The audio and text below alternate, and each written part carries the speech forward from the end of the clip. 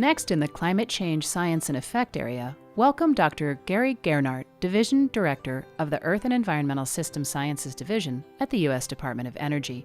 Dr. Geernaert will speak to us about national climate change science and the latest information on climate predictions.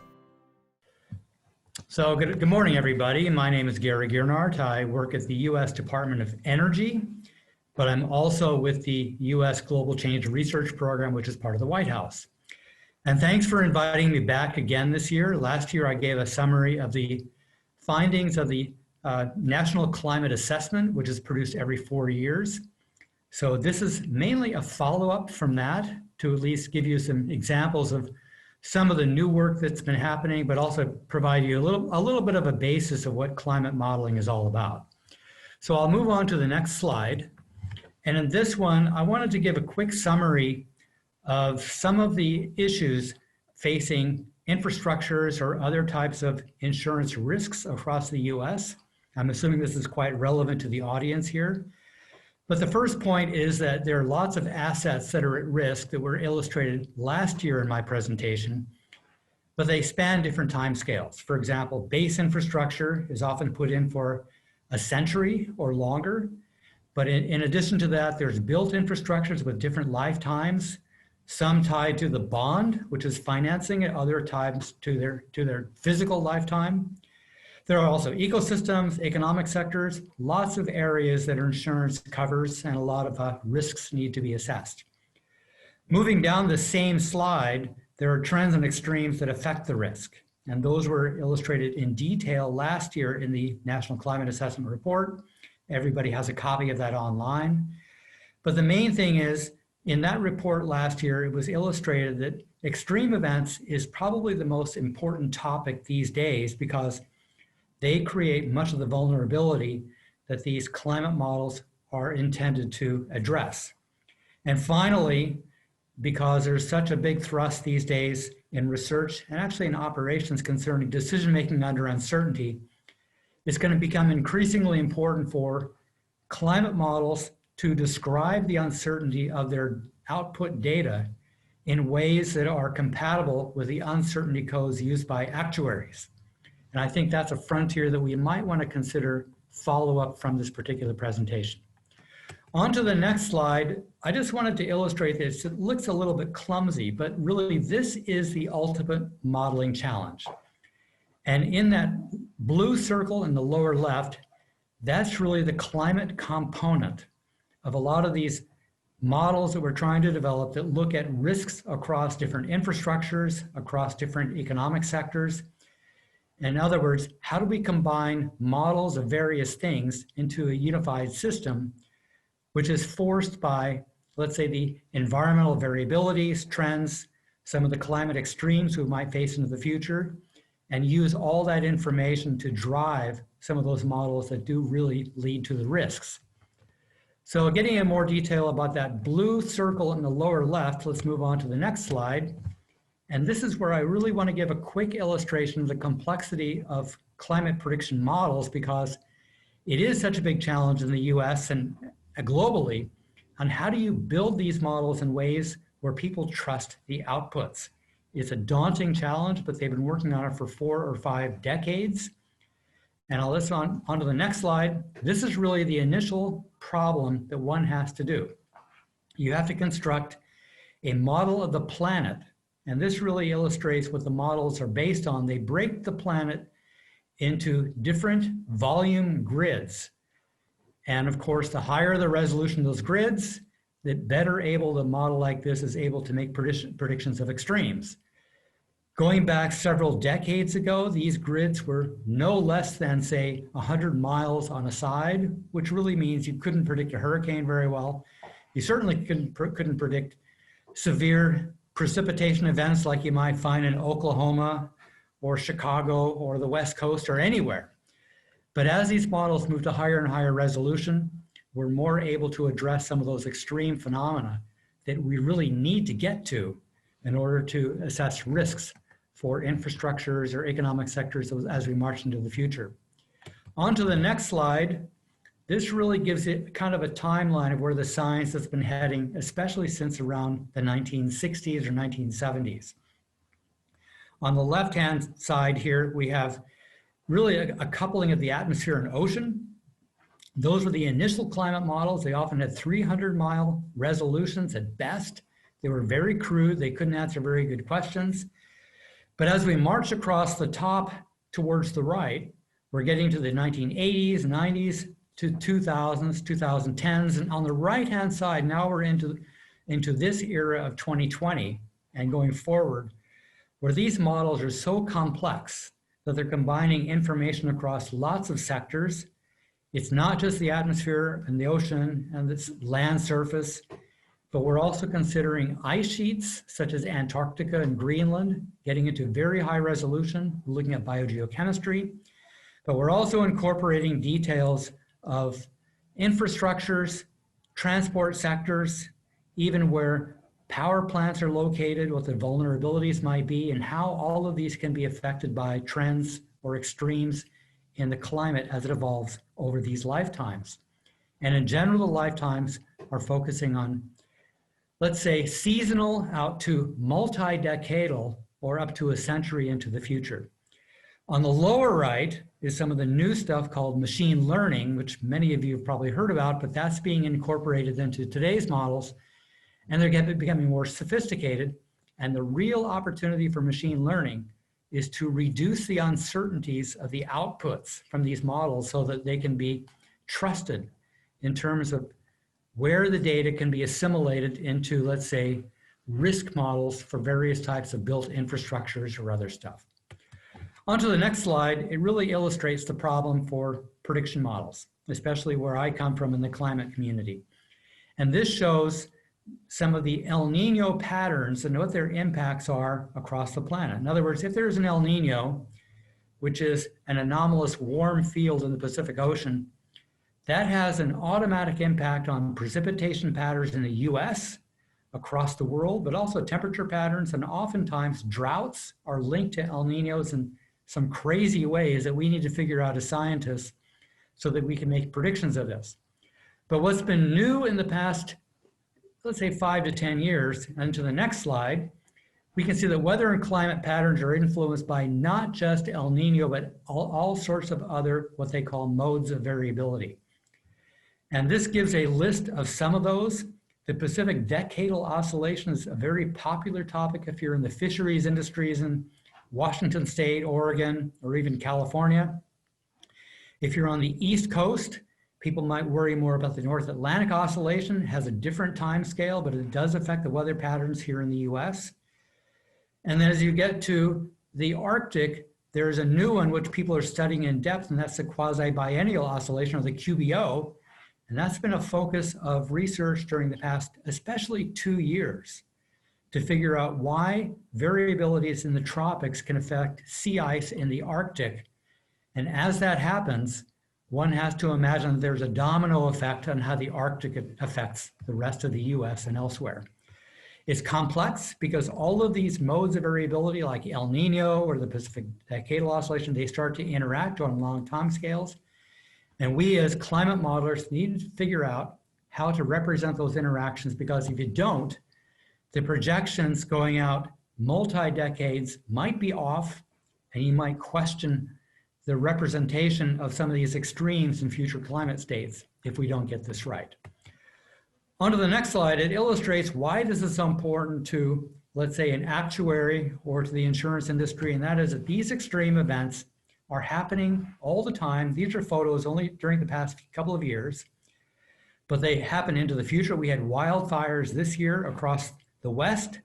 We had extreme heat across the West. We also had, even in Oklahoma, northern Texas, heat index approaching 125. So these are big events which we need to deal with, because trends have been the popular topic of most climate models over the decades.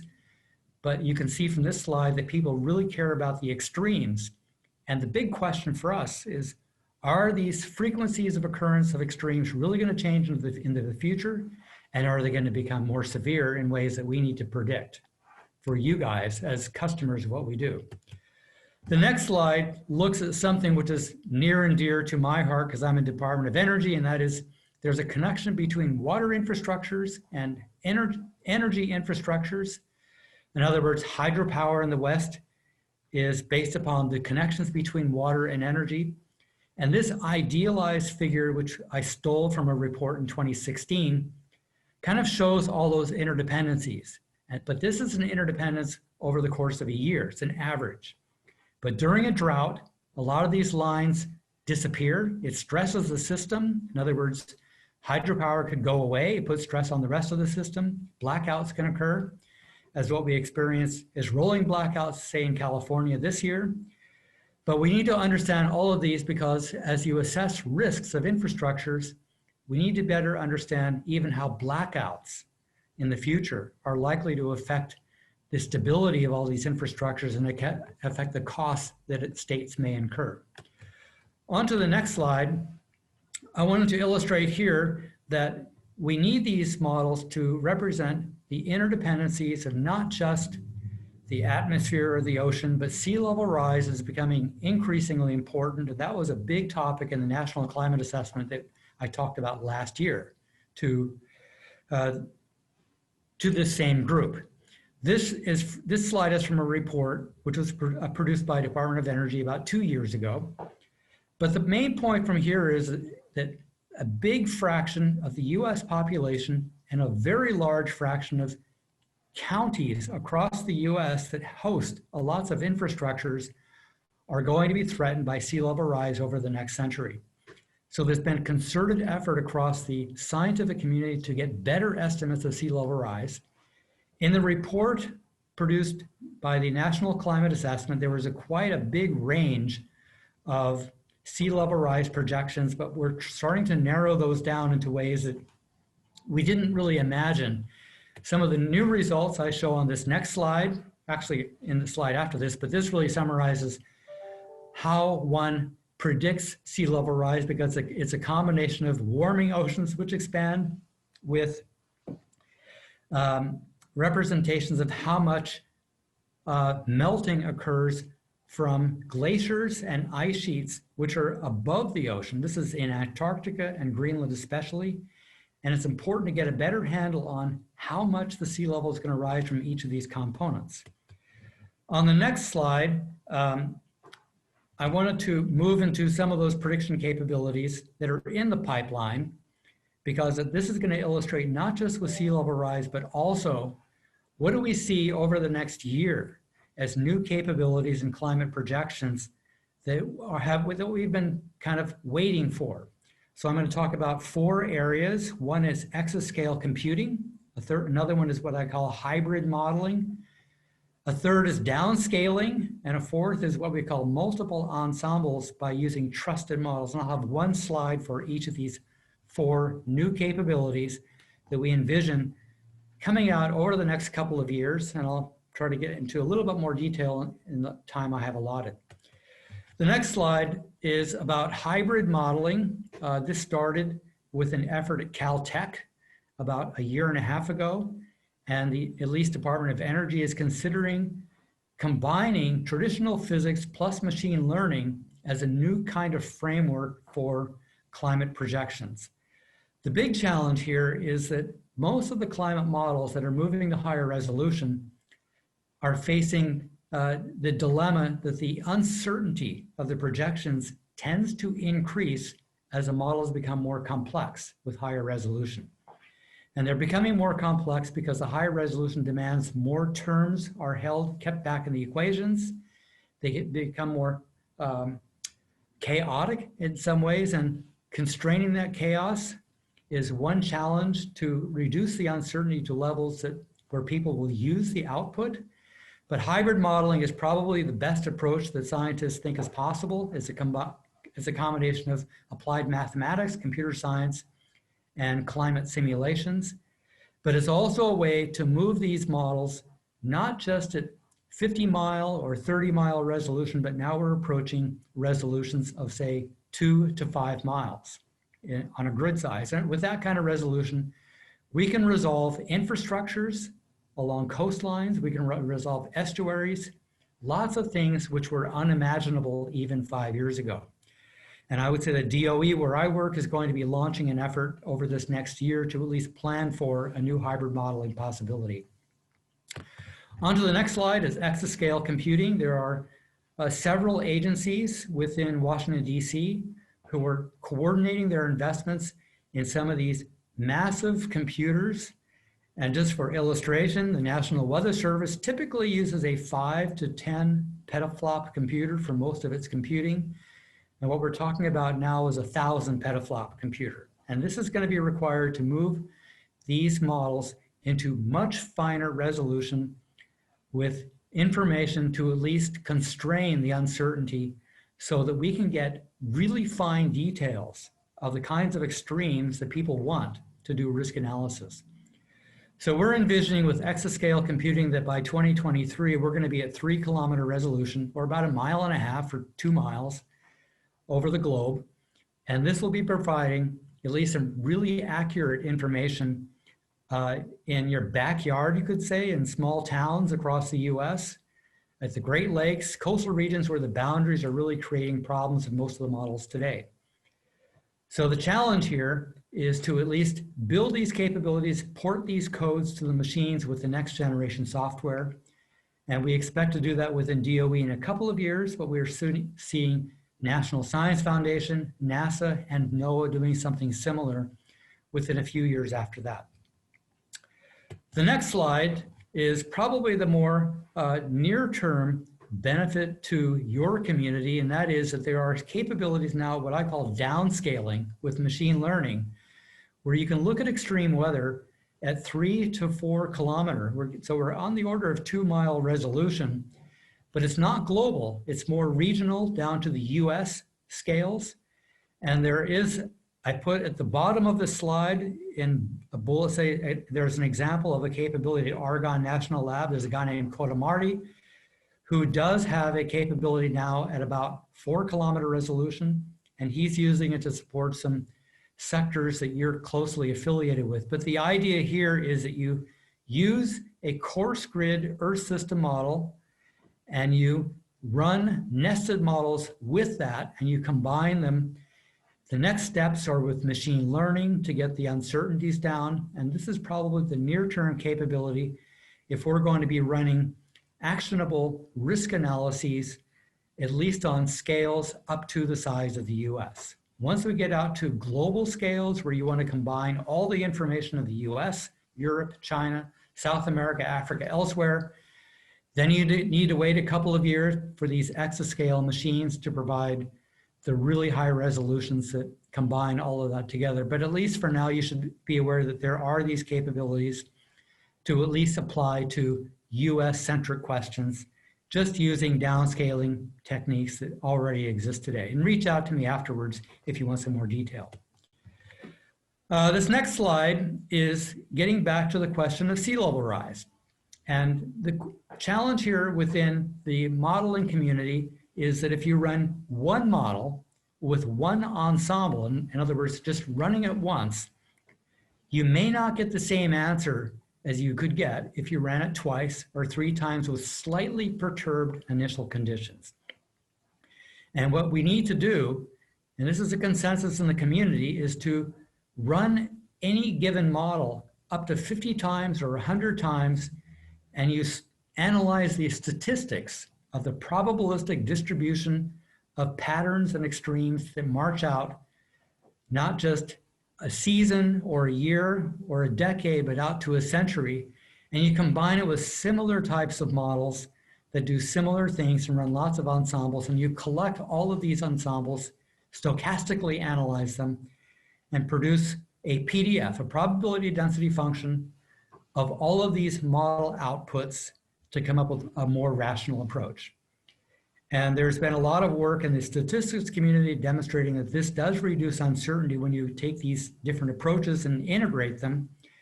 And this slide illustrates that they've just done that. A paper was just produced a few months ago, led by Los Alamos National Lab, but with a number of participating institutions across the planet. And they've come up with a consensus estimate that the mean sea level rise in 2100 is more likely going to be around 25 inches.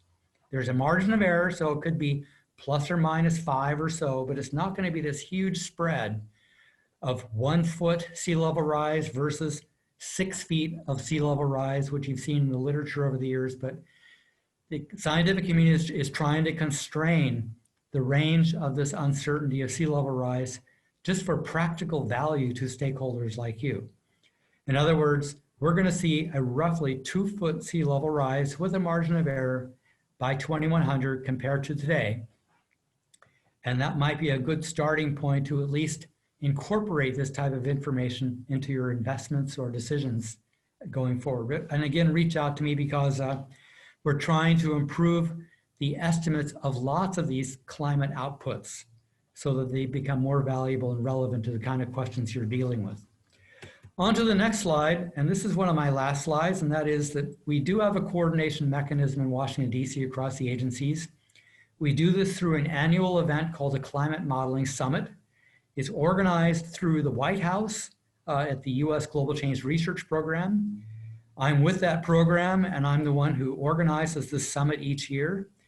And during this past meeting that was held a couple of months ago, a couple of big topics came up that the climate science community felt that they needed to address immediately. One is that some of the newer models at higher resolution are producing more rapid climate changes than they expected, and they were starting to challenge whether these models were realistic or not, but they noticed that there was a systematic bias that was causing these higher rates of climate change, and it was traced back to inaccurate representation of the cloud aerosol interactions in the Southern Hemisphere, especially over the oceans in the Southern Hemisphere. So they're being fixed as we talk today, but the main method is every time you try to advance a climate model by moving it to higher resolution, bringing in extra terms, you have to almost step back and question, is this model really doing what we think it ought to be doing, and are the projections realistic? And that was a challenge that they faced during this climate modeling summit that was held between April and June of this year. And I must say, in a normal year where it's no COVID, it would be a 2-day event, but this year being virtual, we held it over the course of 4 meetings over the course of about 6 weeks. The other topic was machine learning, because machine learning, we're feeling, is a major path forward that we need to incorporate in terms of model development. And the Caltech team, as well as the DOE team, are probably among the drivers for this, but there are some initiatives going on across Washington, D.C. now to at least broaden machine learning into lots of prediction capabilities. So over the next year, and by next year around this time, we should be seeing a few demonstrations of what machine learning can do in prediction systems. So the bottom in green, it says now for 2021. The real challenge that they're going to take on across the agencies over this next year in climate science is, what are the limits of predictability?